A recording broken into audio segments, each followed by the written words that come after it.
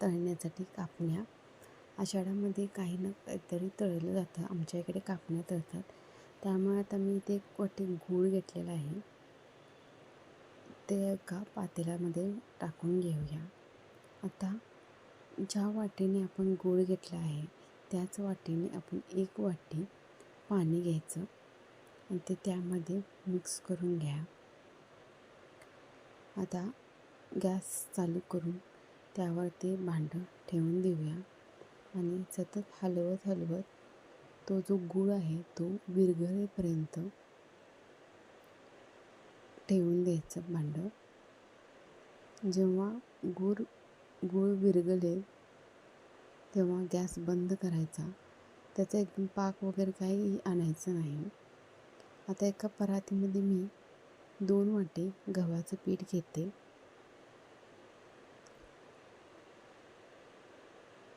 आणि पाऊण वाटी डाळीचं पीठ घ्यायचं. त्याच वाटीने जर तुम्ही हे जिन्नस घेतले तरी चालतील आणि चवीनुसार थोडंसं चिमूटभर मीठ टाकून घ्यायचं.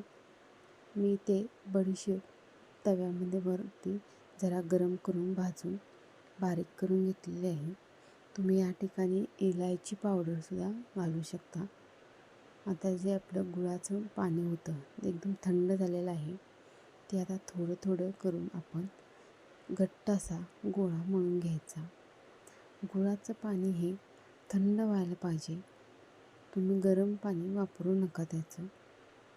एकदम नॉर्मल टेम्परेचरला झाल्यानंतर गुळाचं पाणी वापरा. आणि जर तुम्हाला असं वाटलं की गुळाचं पाणी कमी पडतं तर तुम्ही एक्स्ट्रा वरून पाणी घेऊ शकता. पण या अंदाजानं जर तुम्ही घेतलं तर तुम्हाला बरोबर त्या पिठाला पुरेल इतकं आपण गुळाचं पाणी केलेलं आहे. आता मी यातलं थोडं थोडं पाणी ओतून घट्ट असा गोळा मळून घेते.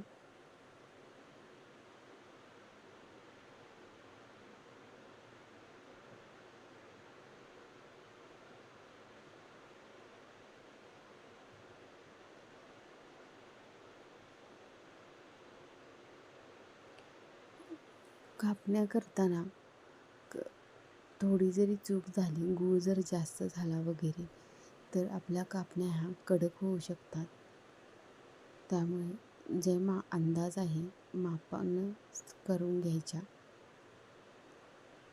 आता मी उरलेलं सगळं पाणी यामध्ये ओतून आता छान असा गोळा मळून घेते. जेवढं बरोबर मी पीठ घेतलं होतं तेवढंच मला गुळाचं पाणी बरोबर भेटलं आहे.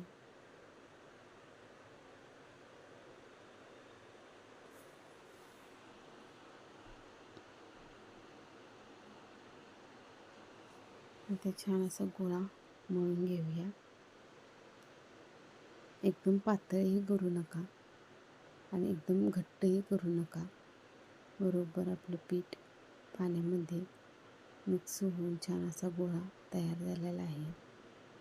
आता हे मिश्रण आपण 7 ते 8 मिनटासाठी झाकून ठेवून द्यायचं. जास्त वेळही ठेवू नका.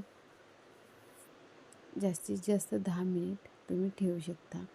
याच वाटीने जर तुम्ही पीठ घेतलं तरी चालेल. आता हा आपण गोळा 10 मिनिट झाकून ठेवूया.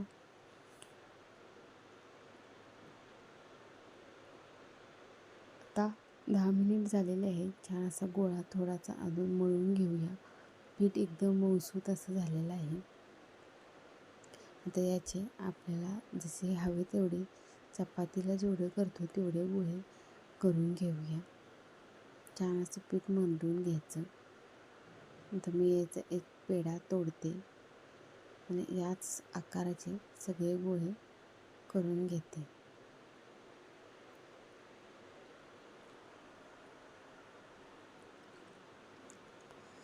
आता मी इथे पोळपाट घेतलेला आहे त्यावरती हा गोळा ठेवून याला पीठ किंवा तेल लावायचीही गरज नाही. अजिबात गोळा आपला चिकटणारही नाही. आता छान अशी लाटून आपण लाटून घेऊया. एकदम जाडही लाटायची नाही, एकदम पातळही लाटायची नाही. त्यामुळे छान असे व्यवस्थित सगळीकडे बरोबर मापाने ती लाटून घ्या.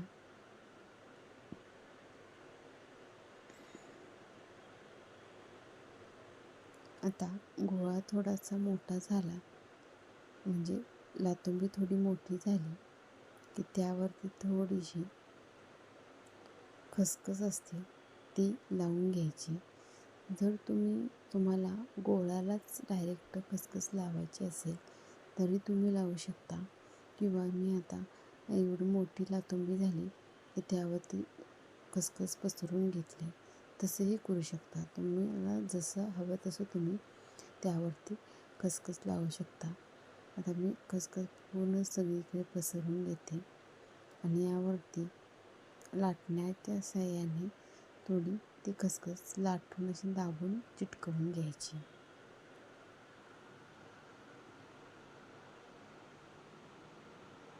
आता खसखस अशी चिटकून बसलेली आहे. आता लातुंबी पलटी करून दुसऱ्या साईडलाही तशीच सेम प्रोसेस करायची. खसखस सगळीकडे पसरून घ्यायची आणि लाटण्याच्या साहाय्याने ती थोडी दाबून घ्यायची, म्हणजे खसखस आपली तेलामध्ये पडणारही नाही, बरोबर कापण्याला चिटकून बसेल.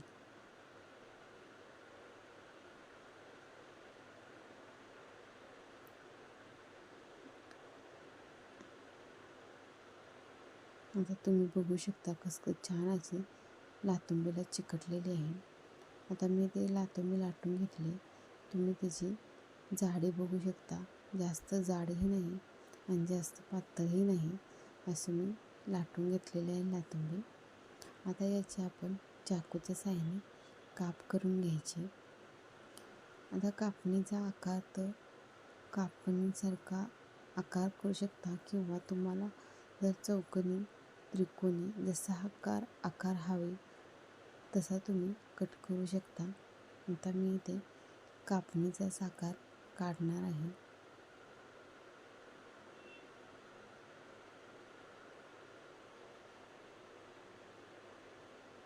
अशा तिरक्या तिरक्या रेषा मारून घ्यायच्या, म्हणजे बरोबर असा कापणीचा आकार छान येतो.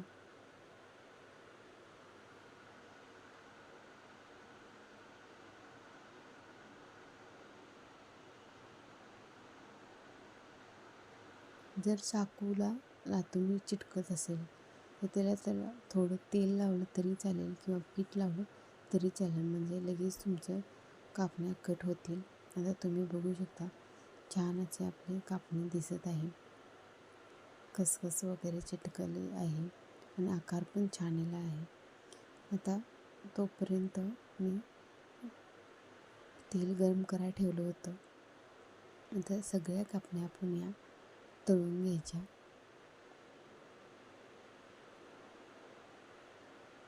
कापण्या छान अशा सुट्ट्या सुट्ट्या करून घेतलेल्या आहेत आणि तेलही कढलेलं आहे.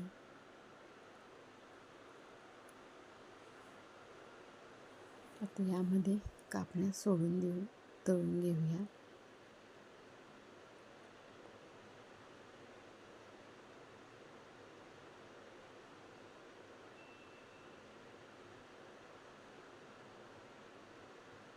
थोड्या थोड्या कापण्या तळून घ्यायच्या, एकदम सगळ्या टाकायच्या नाहीत. आणि छान अशा बिस्किट कलरच्या होईपर्यंत तळून घेऊया. आता तुम्ही बघू शकता कापण्यांना छान अशा फुगत आहेत.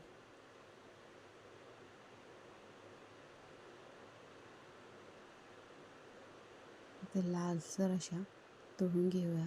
आपल्या कापण्यांचं प्रमाण बरोबर असल्यामुळे छान अशा फुगलेल्या आहेत. एकदम कडकही होणार नाहीत आणि एकदम मऊ अशा त्या पण होणार नाहीत. एकदम मस्त अशा खुसखुशीत अशा कापण्या होणार आहेत. कापण्या कडक झाल्या की मग त्या खातानाही आपल्याला त्रास होतो. त्यामुळे गुळाचं प्रमाण हे बरोबर ठेवायचं. जर गुळाचं प्रमाण जर बिघडलं तर तुमच्या कापण्या एकतर कडक होऊ शकतात, नाहीतर एकदम मऊ पडू शकतात. जास्त गूळ झाला तर कापण्या ह्या कडक होतात. छान असं मी बिस्किट कलर येईपर्यंत कापण्यात तळून घेतलेले आहेत. तर आपल्या या कापण्या खाण्यासाठी छान अशा तयार आहेत.